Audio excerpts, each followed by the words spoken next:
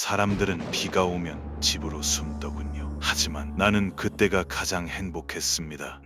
빗물은 내 발소리를 지워주고 세상의 번잡한 소음을 잠재우죠. 그리고 무엇보다 비 냄새를 더 자극적이고 진하게 만들어줍니다. 다들 죽음이 두렵다고들 하죠. 하지만 나에게 죽음은 두려움이 아니라 완성이었습니다. 내 손끝에서 한 사람의 세계가 무너지는 그 진동, 그 찰나의 경련이 내 팔을 타고 심장으로 전해질 때 비로소 나는 내가 살아있다는 걸 느꼈습니다. 남들은 연애를 하고 맛있는 음식을 먹으며 행복을 찾는다죠.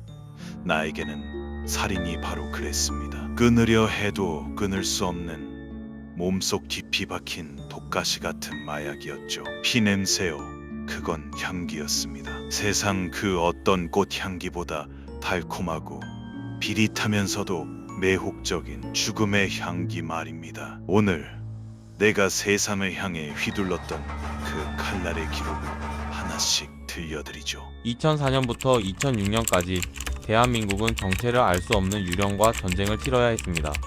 서울 서남부 일대, 경기도 부천과 광명. 비 내리는 밤이면 어김없이 나타나 무차별적으로 칼을 휘두르고 소리 없이 사라졌던 그림자. 연쇄살인마 정남규입니다. 그는 이전의 살인마들과는 완전히 달랐습니다. 유영철이 세상을 향한 분노를 폭발시켰다면 정남규는 살인이라는 행위 그 자체에서 극상의 쾌락을 얻는 순수 쾌락살인마였습니다. 왜 그토록 피에 굶주렸던 걸까요? 31명을 해치고 13명의 목숨을 앗아간 그 악마의 연대기. 나무위키와 판결문에 기록된 생생한 증언들을 토대로 그 끔찍한 심연을 파헤칩니다. 1969년 전북 장수. 가난한 농가의 3남 4녀 중 5째이자 장남으로 태어난 정남규. 그의 삶은 시작부터 온통 폭력과 결핍으로 얼룩져 있었습니다. 가난은 그의 일상이었고 알코올 중독이었던 아버지의 무자비한 매질은 그의 영혼을 조각냈습니다. 하지만 더 큰 비극은 밖에서 기다리고 있었습니다. 어린 시절 자신을 아껴주는 척 다가왔던 동네 아저씨에게 당한 끔찍한 성폭행, 중학교 시절 자취방 옆방 아저씨에게 당한 또 다른 유린, 그리고 군대 시절 선임에게 당한 성폭력까지. 그는 인생에서 당할 수 있는 거의 모든 종류의 참혹한 폭력을 겪으며 성장했습니다. 집에 가면 아버지가 때리고 학교에 가면 동급생들이 나를 벌레처럼 밟았습니다. 군대요. 하사로 제대할 때까지 거기선 선임들이 짐승처럼 나를 유린했고 부인들은 나를 투명인간 취급하며 기수 열외를 시켰죠. 나보다 강한 놈들은 모두가 적이었습니다. 그때 내 마음속엔 아주 작고 검은 씨앗 하나가 심어졌습니다. 즈모라는 씨앗이죠. 밤마다 천장을 보며 상상했습니다. 내가 만약 저놈들보다 강해진다면 저 거만한 눈빛을 어떻게 공포로 바꿔줄까? 나는 평생 약자로 살았습니다.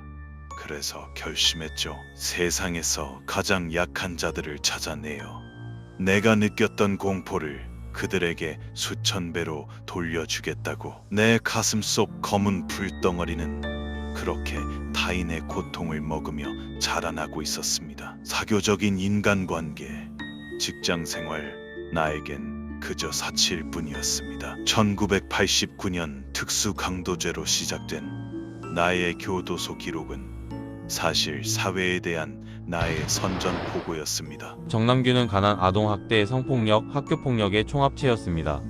하지만 범죄심리학자들은 단호하게 말합니다. 이런 불우한 환경이 그의 살인을 결코 정당화할 수는 없다고 말이죠. 그는 살인 이전에도 수차례 교도소를 들락거리며 자생할 수 있는 기회가 많았음에도 스스로 도움의 손길을 거부한 채 극단적인 범죄의 늪으로 걸어 들어갔습니다. 그는 이미 인간성이 파탄난 상태에서 자신의 상처를 타인에게 전가하는 가장 비겁한 방식을 선택한 것입니다. 2004년 1월 14일 밤 9시경 경기도 부천시 원미구 역곡동. 평화롭던 놀이터에서 놀던 13세 윤군과 12세 임군이 사라집니다. 범인은 흉기로 아이들을 위협해 인근 춘덕산으로 끌고 갔습니다. 그곳에서 정남규는 자신이 어린 시절 당했던 것과 똑같은 방식으로 아이들을 유린하고 스카프 등으로 목을 졸라 살해했습니다. 실종 16일 만에 발견된 아이들의 시신은 옷이 대부분 벗겨진 처참한 상태였습니다. 이 사건은 장기 미제로 남을 뻔했으나 훗날 정남규의 자백으로 비로소 전말이 드러납니다. 그 아이들이요.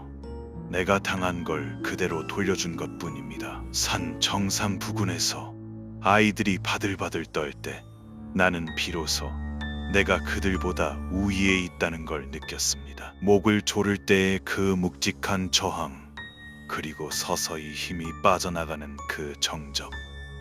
그건 나에게 하나의 예술 작품 같았습니다. 시신의 옷을 벗긴 건 그들의 모든 것을 내가 완전히 소유했다는 증표였습니다. 사람들은 나를 못 잡았죠. 나는 그 뒤로도 계속 그 산을 바라보며 비웃었습니다. 나의 첫 번째 완벽한 사냥이었으니까요. 그리고 2월 6일 이문동 골목길에서 전모 씨를 찔렀을 때도 그랬습니다. 나중에 유영철이라는 놈이 자기가 했다고 거짓말을 했다면서요. 참 웃기더군요. 내가 한 일인데 왜 엉뚱한 놈이 내 공적을 가로챕니까? 그래서 나중에 내가 형사들한테 다 말해줬습니다. 그건 내가 한 거야 멍청한 놈들아 라고 말이죠. 내 살인의 기록이 남의 것이 되는 건 도저히 참을 수 없었거든요. 이문동 사건은 유영철이 자백했다가 무죄 판결을 받았던 미제 사건이었습니다. 정남규는 검거된 후 굳이 묻지도 않은 이 사건까지 스스로 털어놓았습니다. 그는 자신의 악행에 대해 기괴한 자부심을 품고 있었고 그 공로가 타인에게 넘어가는 것을 극도로 싫어했습니다. 이것이 쾌락살인마 정남규가 가진 가장 소름 돋는 특징 중 하나였습니다. 2004년 한 해 동안 정남규의 칼날은 멈추지 않았습니다. 1월 30일 구로동 빌라에서의 피습을 시작으로 2월 10일 군포 삼본동에서 우유 배달부 손모 씨를 살해했습니다. 불과 사흘 뒤인 2월 13일에는 신길동 골목에서 2월 25일에도 신길동에서 여성들을 습격했습니다. 2월 26일 신림동에서는 출근하는 할머니를 배웅하고 돌아오던 17세 소녀를 10여 차례나 찔러 중상을 입혔습니다. 4월에는 코척동에서 여대생을, 5월에는 휘경동과 동작구 보라매공원에서 귀가하던 여성들을 무참히 살해하거나 해쳤습니다. 비오는 목요일 밤 보라매공원의 그 고요함이 너무 좋았습니다. 빗소리가 비명을 가려주니까요. 그 여자가 남자친구와 전화하며 피습 사실을 알리는 걸 지켜보는 것도 흥미로웠습니다. 사람들은 내가 돈 때문에 이런 짓을 한다고 생각했겠죠.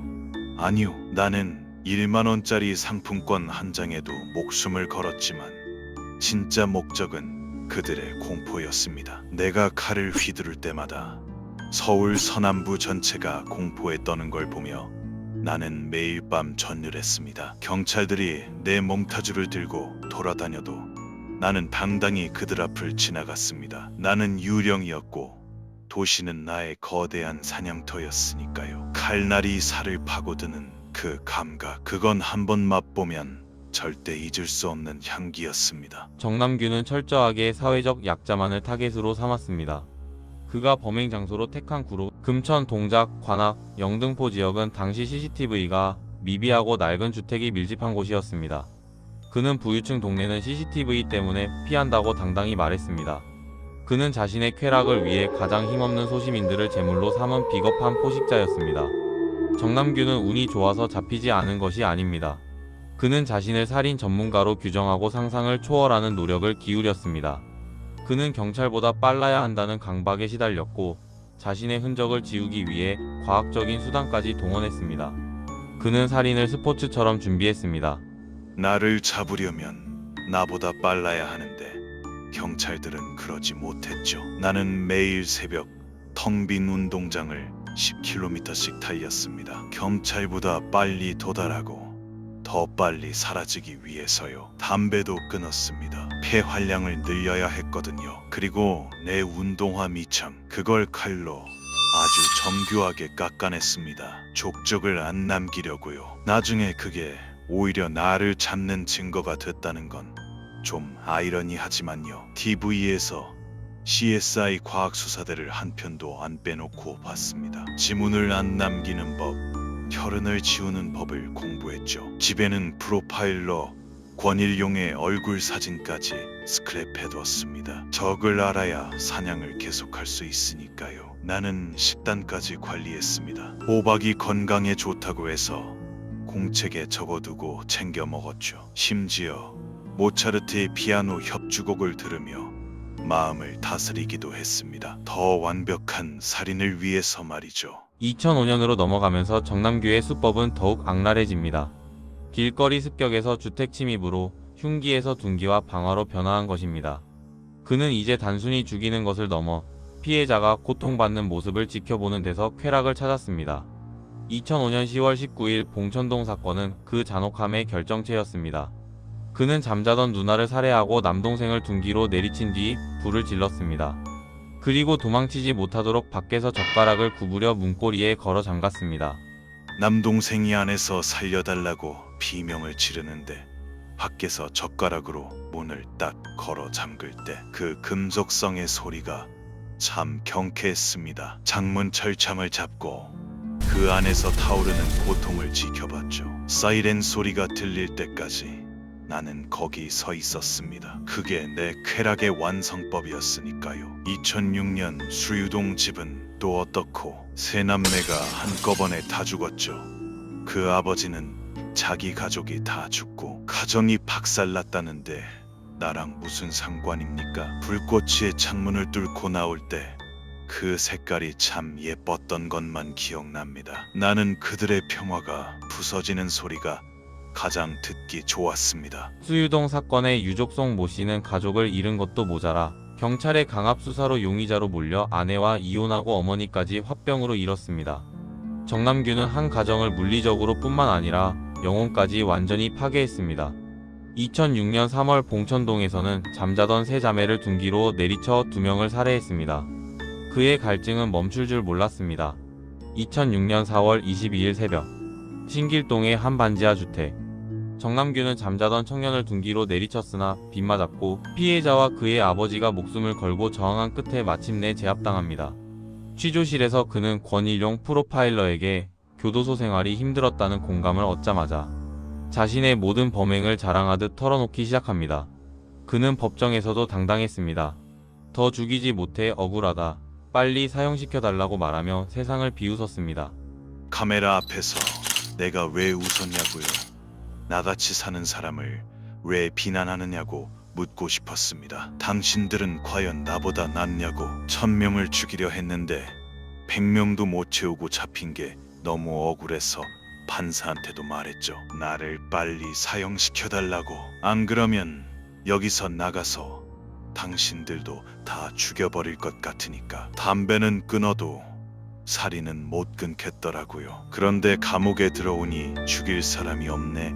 손이 떨리고 환청이 들렸습니다. 살인의 대상이 사라지자 나는 나를 선택했습니다. 내 생애의 마지막 재물은 나 자신으로 정하기로. 내가 나를 끝낼 때 나는 비로소 완벽한 살인을 완성하는 거니까. 2009년 11월 21일 정남규는 감방에서 스스로 목숨을 끊습니다.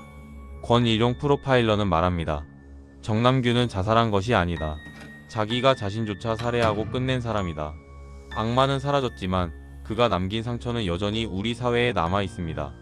평범한 일상을 지키기 위해 우리는 이 어두운 기록을 기억하고 감시하는 일을 결코 멈추지 말아야 합니다. 오늘 우리는 대한민국 범죄 사상 가장 기괴하고 잔혹했던 이름 정남규의 연대기를 함께 살펴보았습니다.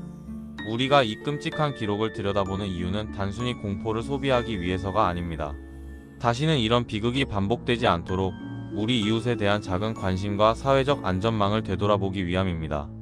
오늘 영상이 여러분께 범죄에 대한 경각심과 깊은 생각의 시간을 드렸다면 구독과 좋아요, 알림 설정까지 부탁드립니다. 여러분의 작은 관심은 더 깊이 있고 유익한 콘텐츠를 제작하는 데 큰 힘이 됩니다. 지금까지 시청해주셔서 감사합니다.